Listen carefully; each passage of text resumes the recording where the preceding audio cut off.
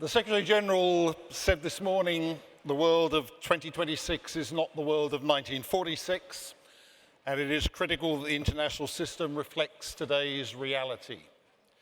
Changing the UN doesn't normally happen quickly, but this panel is going to happen quickly because we're now running hard up against the clock. So I'm not going to take much time in introducing it, and I will quickly introduce our three panelists so that the conversation with me and among them can flow subsequently. Ishaan Shah is the lead analyst for the Pact for the Future implementation at the Coalition for the UN We Need. I say that again, the Coalition for the UN We Need. He co-founded Solon Dreams, an initiative combating modern slavery and human trafficking, and is one of the youngest members of the Global Commission on Modern Slavery and Human Trafficking. Heba Ali is director of Article 109. You'll all understand the reference to the UN Charter, I trust. A global coalition advocating for reform of the UN Charter, and I strongly recommend you to have a look at its website and sign up to keep in touch with its activities. She's a former conflict zone journalist who became chief executive of the New Humanitarian and led its transformation into an independent newsroom focused on humanitarian crises. Ambassador Antonio Patriota is ambassador of Brazil to the UK. He was Brazil's foreign minister from 2011 to 2013. Before that, he had been ambassador in Washington. Subsequently, he was permanent representative at the UN. And when he was foreign minister and PR to the UN, Brazil was a foremost champion of multilateralism, as it is again today after the return of President Lula. He's written on the future of multilateralism, and he's deeply involved in seeking to shape future UN reform. So this is your panel, and we're going to begin with Ishaan. Thank you so much, Ian. And before I say anything about reform or about systems, I look out into this room and I see a lot of young people, which is great to see today. The turnout of young people who are not only the future, but who are the leaders of today. It's something that I think we as young people hear it often, cliche to say, but it's true.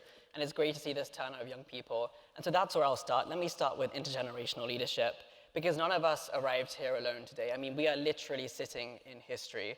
We are also standing on the shoulders of those who came before us, those who built the institutions, including the UN, who have negotiated agreements, who keep the lights on during crises, and who are delivering aid every single day, and who have held the line when cooperation is under pressure.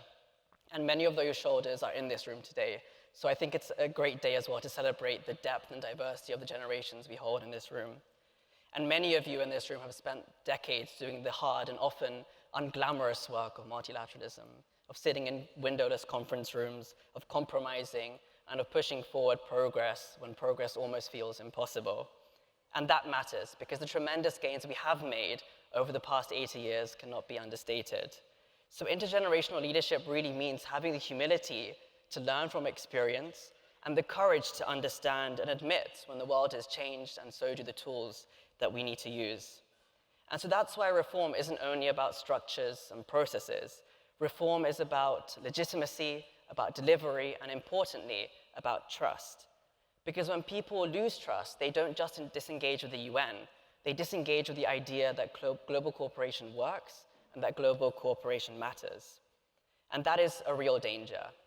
And we should be very clear what we mean when we talk about the United Nations. Yes, it's a secretariat, it has its agencies, programs, and funds, but it's also 193 family members, 193 member states who are bound together by a charter and a shared responsibility to act for the common good. They are the ones who make the decisions. They set the ambition, they write the mandates, and they provide the resources. So when we talk about the UN and trust in the UN, we're really talking about trust in collective political will. Trust that commitments become action, that international law still matters, and that the most vulnerable are not negotiable. I know many of you in this room do, but most people don't wake up thinking about UN reform. They wake up thinking about how to make ends meet, the cost of rent, the cost of living, how they're going to get through the day, and whether their children are safe.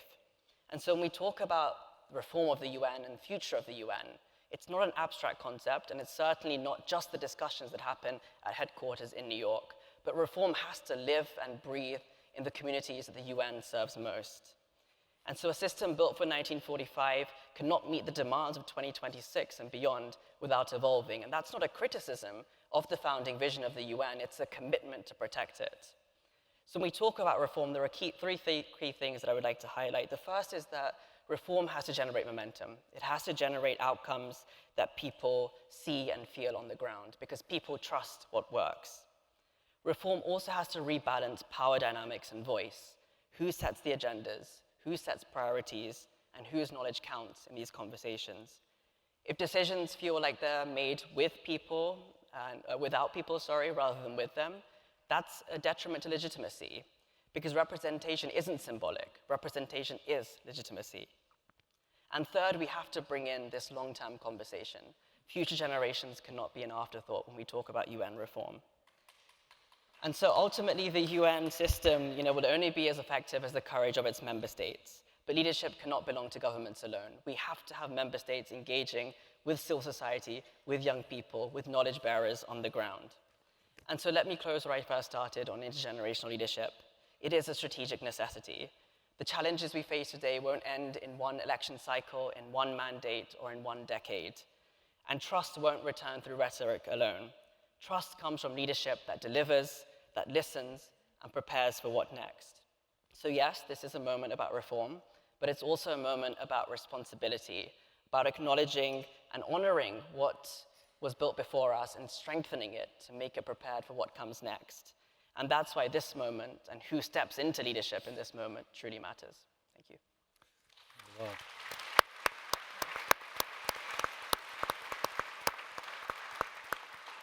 Thanks very much, Ishaan. So, Heba, how do we get to reform? How radical does it need to be? How quickly can it happen? First of all, thank you very much, and lovely to be between two very inspiring people who give us hope for the future. But let me be a bit frank with you. As a former journalist, I'm unfortunately not always very diplomatic, which doesn't help me very much in my current role. But listen, we have a situation in which the US abduction of the president of a sovereign country can take place without the UN being able to do anything about it. And that is the latest example of many of the breakdown of our global security system.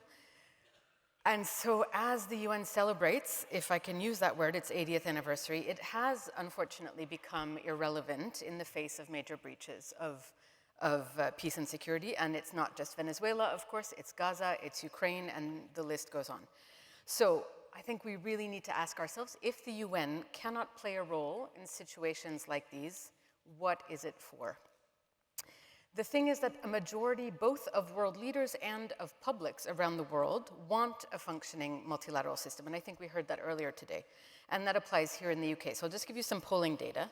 More than 60% of UK voters support international cooperation, even if it means compromising on national interests. And that's across Labour, Lib Dems, Greens, Conservatives. But they want to know that international cooperation works. And unfortunately, according to a poll we recently commissioned, 72% of those who had an opinion felt the UN needed reform. So if the public wants a more effective and functioning international system, how do we respond to that demand, to your question? And I don't think it would be very controversial to say that the current attempts to reform the UN have not been ambitious enough. And the Secretary General's UN80 initiative that he mentioned this morning, excuse the pun, but simply does not cut it. This isn't just about the complete dysfunction of the Security Council, and it certainly isn't about cost savings. We are on the verge of climate catastrophe. You've heard about that over the last few minutes. Major powers are openly threatening nuclear war. Unregulated AI is jeopardizing our collective security. These are challenges that could not have been foreseen by the drafters of the founding document of our international relations, the UN Charter. The rules of the game were set in 1945 before the US dropped a nuclear bomb in Hiroshima, before the concept of planetary boundaries, before the internet, before the decline of the power of the nation state in comparison to other actors like the private sector, like civil society. And since then, the UN's membership has almost quadrupled from 50 countries to 193. So the vast majority of countries around the world have not had a say in the architecture of today's system. And most of Africa was colonized at the time the charter was agreed. So Our thinking on UN reform has to be bolder, it has to be more visionary, it has to be more courageous, and we have to elevate the conversation from technocratic fixes to what is the new global social contract that we need for this day and age. So to that end, our coalition is proposing a more radical approach, as you say, Ian, to reform, and that's one that's built into the UN Charter itself. Article 109 of the UN Charter has a little-known provision that allows for the review of this founding document to take place. It was a concession in 1945 to the many countries who were opposed to the permanent 5 members of the Security Council having a veto power. And it allows a review to be invoked with a vote of 2/3 of the members of the General Assembly. This was a condition for these countries to join. And so if there was no Article 109, we may not have had a United Nations. That's how critical it is. And in paragraph 3 of that article, it says, if a review conference has not taken place within the first 10 years of the UN's establishment, it shall be placed on the agenda of the General Assembly. So 10 years came around. In 1955, the idea of review was put to a vote. A majority of countries were in favor in principle, but thought the timing was not auspicious enough. And 80 years later, that same excuse that this is not the right time continues to be used today. But I'll tell you what the UK said in 1955. The principle of a review conference cannot be treated lightly. It was not written into the Charter by accident or without serious thought and intention. So we're trying to mobilize governments today to fulfill this promise they made 80 years ago, to sit down at the table and negotiate something that serves us better. And I think it's important that we take a moment to really feel the weight of this room that we're sitting in, where 80 years ago, the leaders at the time tried to do exactly that, to be visionary, and to feel the responsibility that they held then and the responsibility that we hold today. And I was very struck by the words of the Archbishop of Westminster this morning, who said, how do we rekindle the spirit that first found expression in this very hall with leaders who dared to envision something greater? And I'm afraid we've forgotten how to do that today, to dare to envision something greater. So that's what we're calling for. There are challenges and risks to that process, and we can talk about them. But I would just end by saying I think the UK in particular has a real opportunity to be a leader in renewing multilateralism. We heard the Attorney General this morning saying the UK stood ready to do so. But what does that mean? I think the UK in 1945 was a pivotal player, not only in creating the United Nations, but in specifically advocating that the veto should not be used in cases where a country is party to a conflict. It co-sponsored or drafted the resolutions calling for a review in 1955. 80 years later today, the Prime Minister, Keir Starmer, wants to return the UK to responsible global leadership and move from paternalism to partnership. I would posit this is a very good way to do so. Countries are looking to the United Kingdom to be a leader as the progressive, one of the remaining progressive members of the P5. And I think internationally, this is an important moment to be building bridges with the Global South. Domestically, an opportunity to build bridges with the left of the Labour Party that I think has been disappointed by some of the recent decisions the government has made. So there is growing momentum around this idea to review the UN Charter among small and emerging countries. Brazil is one of them, among civil society, among respected leaders like Mary Robinson, Helen Clark, Ellen Johnson Sirleaf, Gordon Brown, who recently wrote that if we are ever to have a values-based order, we will need to agree a new global charter for our common future. This change is coming. Whether we like it or not, a new world order is being built, and the question is whether the UK wants to be shaping that process moving forward or a passive bystander, and I would suggest it would be much more strategic to be the former. Thank you.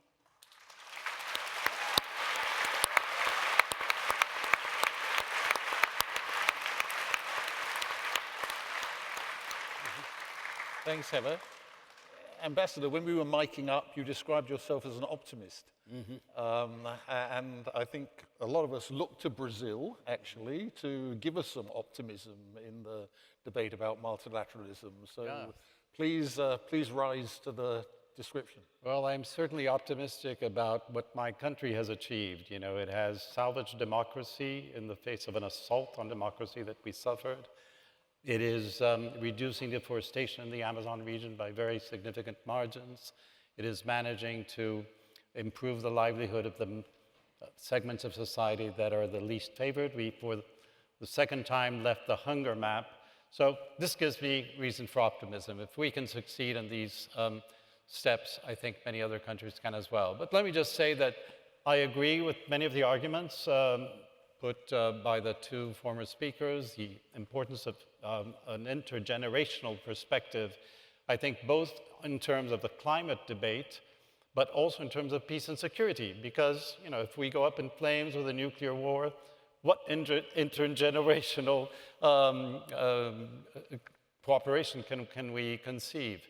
And the Article 109, I think, is a prerogative that we should be aware of. It exists, it is legal, it can be convened, it is not subject to veto power, so all that it requires is a decision from the Security Council, a majority of members, and the Security Council and the General Assembly.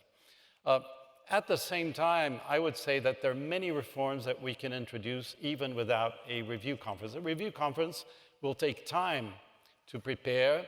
I think it's very important that it not touch on certain key provisions of the Charter. So I don't think we should tinker with the idea that the use of force has been outlawed, a civilizational step forward for humanity since 1945, except in self-defense and on the basis of a decision of the Security Council. Of course, we know this is permanently being violated, but the fact that this rule exists has been a conquest, an achievement that we need to preserve.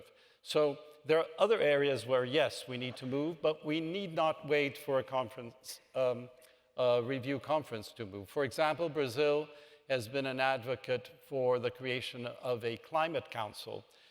As host to COP30 last year, we became acutely aware of the fact that, this is not a topic that you should worry about every November at a conference of the parties. It's really something we need to be concerned about all year long, and to monitor the science, to learn from policies that are producing desirable effects, to pressure countries into becoming more ambitious, to pressure countries into contributing more on the financial side. And a climate council can be created through a General Assembly resolution. So it's not all that complicated. We created a Human Rights Council in 2005, which was a natural evolution from the Human Rights Committee that only met once a year, and now that can be convened at any moment. So bear in mind that reform is something that we can achieve piecemeal as well, and also remind ourselves that there's already a consensus among United Nations member states in favor of reform. There was a Summit of the Future convened last year by Secretary General Antonio Guterres. I was very happy to see him here this morning. That produced a document urging the membership to accelerate the process for expanding the Security Council, which is a project that has been on the table since the mid-90s, by the way. So there's been a consensus for a long time on that front, as well as on strengthening the General Assembly and other instances. But I would also mention another aspect in which I am relatively optimistic, because even in the face of a very dangerous moment we are living with flagrant violations of international law, as Heba was mentioning, and as well as elastic interpretations of international law, for example, of the right to self-defense that completely disfigure the right to self-defense, or à la carte adherence to international law. Oh, if it's such and such a country that I get along with, I'll pretend that they're not really violating, or, I'll say something relatively vague.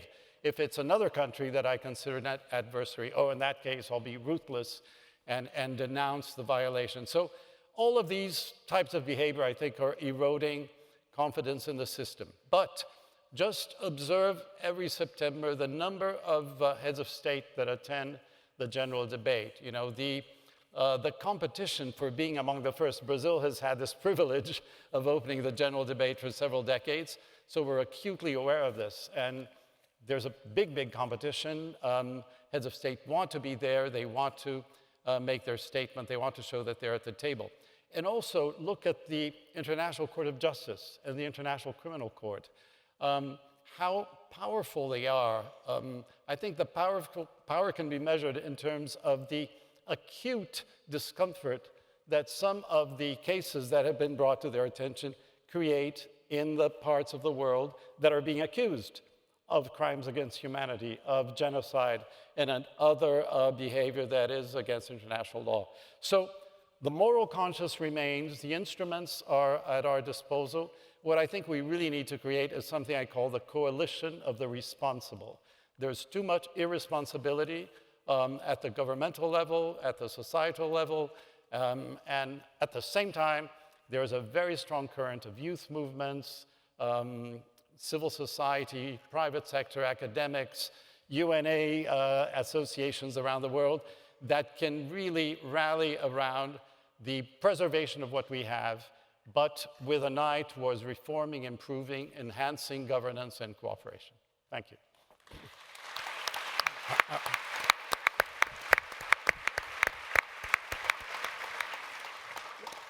Let's pursue the question of the role of civil society a little. We the peoples has been referred to several times today. Brian Urquhart, whom the Secretary General quoted, once said, "We the peoples open the Charter and then disappear from it." The danger of going into an intergovernmental process is that you're hostage of the divisions amongst governments and the difficulty in getting them to concur. So, Ishaan, you referred to the role of civil society, and that role has to depend now not on people who have personal memories of 1946, but as you say, on another generation. So, how do you see the prospects for civil society mobilization around UN reform? I mean, it's critical. There is no successful reform process unless it really centers civil society, young people, indigenous people, local communities, academia, scientists, climate activists, human rights defenders. Civil society, we tend to say groups. We tend to use the word civil society, but it's a diverse group of people, right? And every arm of the UN system, which is a monster of a system. There is so much the UN does that even people within the UN system don't know the UN does. But I can guarantee you that whatever the UN does, there is civil society somewhere operating in that sphere. And so civil society have to be front and center of reform processes. And what we're seeing happening now in New York is that civil society are being engaged. And as much as many civil society may criticize the UN80 initiative, if we look at the second work stream of the UN80 initiative, which is on the review of the thousands of mandates the UN has produced, the two co-chairs, Jamaica and New Zealand, have made it very clear that any reform that comes to the mandate system of the UN and the architecture there is going to be transparent. They held a consultation with civil society, they've had written inputs, all of the meetings are webcasts, the latest drafts of the resolutions are on the website instantaneously, and civil society have that ability to contribute. But another thing we have to remember as well is this notion of empathy. When we look at who is in the room negotiating these resolutions and texts, they're not member states as if they're some sort of alien species. No, they're individuals. They're human beings who have grown up, who have had an education, who have gone through life with their own experiences. How do we get them to sit in the shoes of people that they don't necessarily see when they're in New York, Geneva, Vienna, Bonn, Nairobi, wherever they are? The notion of empathy is so crucial. And I think that that's where we need to really tap into. How do we engage member states, diplomats? I mean, the UK is leading on this. Some of the most incredible people that I've had the pleasure to work with are in the UK missions, in New York, in Geneva, Nairobi, and wherever. And at the end of the day, these are human beings. They're people. Let's connect with them. Let's connect them to the civil society networks that we leverage. And then also many people move on. People move on from being permanent representatives and ambassadors and former presidents of the General Assemblies to the civil society world. And they are the ones who are opening doors, traditionally that were often shut and often closed to civil society. So really, civil society have to be front and center reform. I don't see a successful reform process of the UN unless it is truly informed by the grassroots. Especially, I might add, at a time when we're seeing a lack of leadership among world leaders, at a time when diplomats are exhausted by the plethora of topics that land on their desks and the intergovernmental negotiations that are, as you say, quite difficult. And so it will require a push from civil society to get them to really be ambitious and take leadership on any of the issues that matter. Yeah, can I say something about civil society? For anybody who's attended one of the COPs on climate, it really is impressive how there's a lot of energy going on and being manifested outside the negotiating rooms. You know, the civil society movements, the parallel events. I think what we need is to tap into that kind of energy that has already risen to the surface when it comes to the tipping points that we are facing climate-wise, and channel them to the systemic tipping points we are facing in case multilateralism really enters into collapse mode. And this could happen, and with tremendous implications, including for the climate cooperation. So already civil society is demonstrating in many areas, and I think climate is a really good example, their strength, their ability to congregate, to organize themselves, to leverage financial resources for their participation.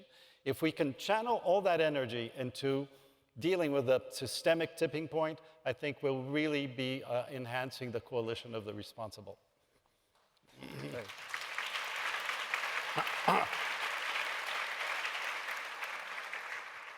But the criticism that is made when anybody suggests going into an intergovernmental process to produce reform is that if you don't know what's going to come out of it, in the kind of divisions we have in the international community at the moment, it becomes a danger that can even lead to things going backwards rather than forwards. So can you say how in your concept of an Article 109 process, sufficient consensus is developed in order to ensure that what comes out of a reform process really is an improvement and is the subject of real agreement?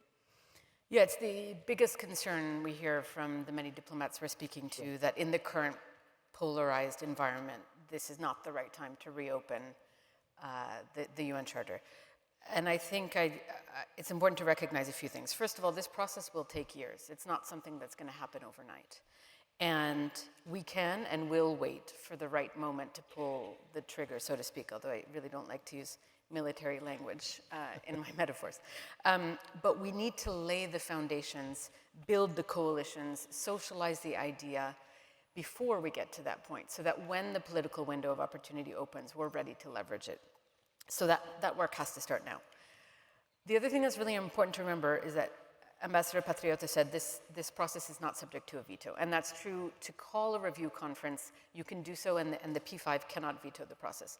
But for any changes to take effect coming out of a review, all P5 members, in addition to 2/3 of the world's countries, need to ratify those changes. So the threshold for change is very high. And it is difficult to imagine that a majority of the world's countries and all 5 members of the permanent members of the Security Council, including the UK and France, would agree to something worse. And in fact, what we have seen time and again in the speeches of world leaders at the UN General Assembly, among others, is that there remain a majority of countries that are committed to defending multilateralism and who depend on it for their survival, and that includes the UK. So if we ended up with, and I really don't think this is a likely scenario, something worse, the UK, its people, its parliament would be unlikely to support something like that. So you've got a bit of a backstop there. But irrespective of the outcome, the process itself has merit. And I think we underestimate the value that creating a fora where every country can give its vision of the UN, air its grievances, that can actually build trust. And we've heard that from people like Alexander De Croo, the former Prime Minister of Belgium, that this is the kind of process that could allow us to repair some of the polarization that we're seeing today. The fact is that the world order we have known is crumbling, and a new one is going to be created. And so it's not a question of should we do this, it's going to happen. The question is how do we do it? And so the offer with this kind of a process is to try to do so in a way that gives more structure and more inclusivity, rather than the new norms being shaped de facto by authoritarian world leaders, as we're seeing now. And then I guess the last thing I'd say is, what is the alternative if we don't pursue a radical, ambitious change like this? You said it yourself. We could see the UN collapse entirely, and that's not in anyone's interest. So, you know, last time we had to wait until a world war and your president has said these words almost exactly, to build a new global governance system? Can we be enlightened enough to do so before we get to that point? Yes, we have, as one European ambassador told us recently, yes, there is a lot to lose, but we're losing it already. You know, it's dangerous to reform. Yeah, great.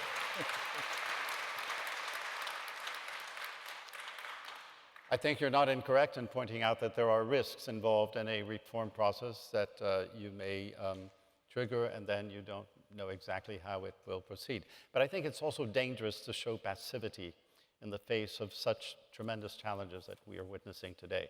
So a demonstration of political will to change, to look in depth at the areas that are not working, and showing also a disposition to introduce new mechanisms or improved governance mechanisms. Sometimes, as I often say, you know, multilateralism is to international relations what democracy is to domestic politics to some degree. I mean, it's not perfect, but it's the best system we have. I think it was Churchill who used to say that. And what we see is, in many places, democracy under assault domestically. And how do you deal with that? I think you have to demonstrate a willingness to show responses to what the public is claiming for. So there's a Brazilian writer who says, living is dangerous, you know. That's the bottom line. Once you're born, everything is dangerous. So, but just sitting back and doing nothing, I think, is also very risky. So I would very much be on the side of promoting change, even without very ambitious new mechanisms, etc. There are changes that can be introduced within the system as it works right now, using the General Assembly more, for example, right? And electing a very forceful and inspiring Secretary General at the end of this year, hopefully. If only it was an election.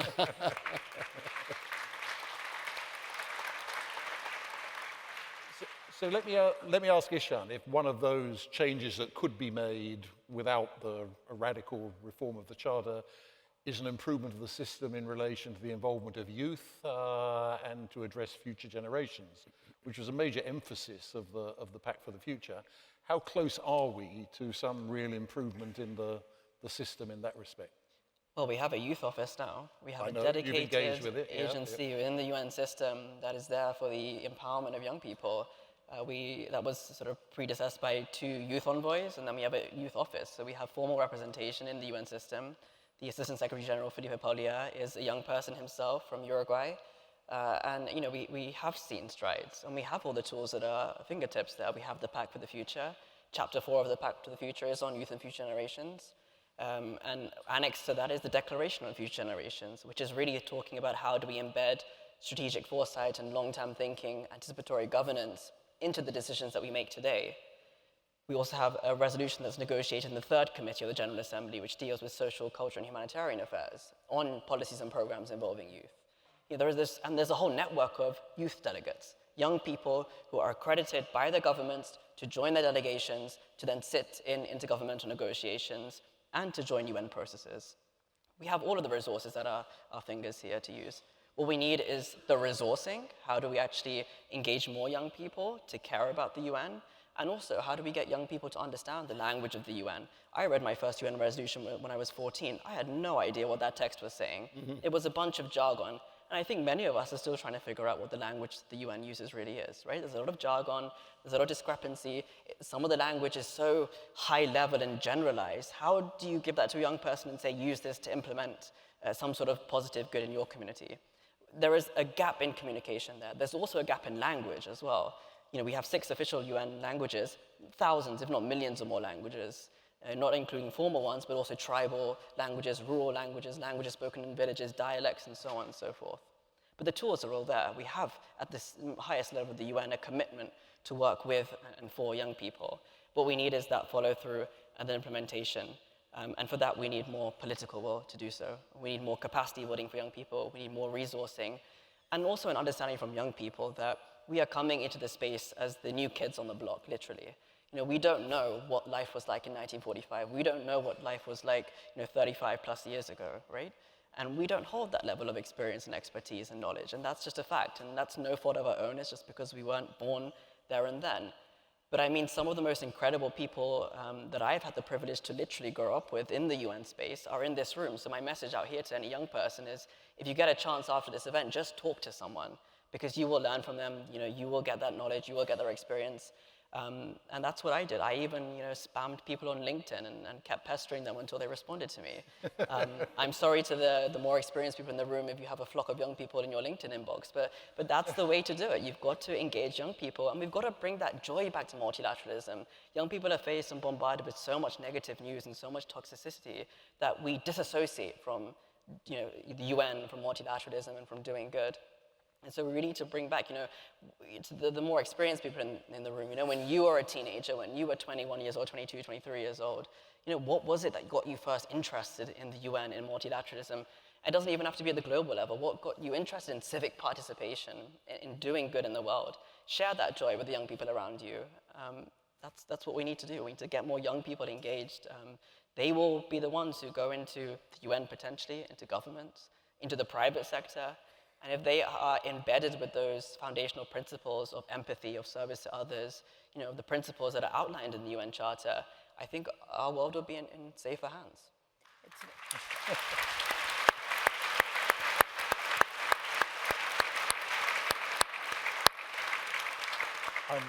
I'm under strict instructions from Jane to wind us up shortly. So I a was just going to final say, word it's from very Heba and sweet from that he's referring to us as more experienced rather than older people. But just a quick add-on to that, and it's not specific to young people, but one of the other opportunities, and it's one that could be codified in a revised charter, as could a climate council, many of the ideas that are floating around, is this new permanent citizens assembly that is actually sitting today for the first time. And that is another way of bringing in the voices of the public. And you could imagine a system in which that is mandated to have a role in some of the UN decision-making in a way that we don't see today. But that was just a quick reflection on... I just disagree with you when you said diplomats are exhausted. Not all diplomats are exhausted. You have energy, it's true. No. But can I just have one word to pay tribute to the head of the Brazilian delegation to the first UN General Assembly that happened in this hall in 1946. His name was Luis Souza Dantas. He is known as a righteous amongst nations at the Yad Vashem, the Holocaust Museum in Israel, for having saved 800 lives by granting visas when he was ambassador in Paris during the Nazi occupation. And he said this at his speech in 1946: "Military strength alone will never secure lasting peace." He argued in favor of a disarmament of humankind, cleansing hearts of prejudice, honoring all spiritual traditions as well as secular achievements in arts, philosophy, and science. I think these are very contemporary words.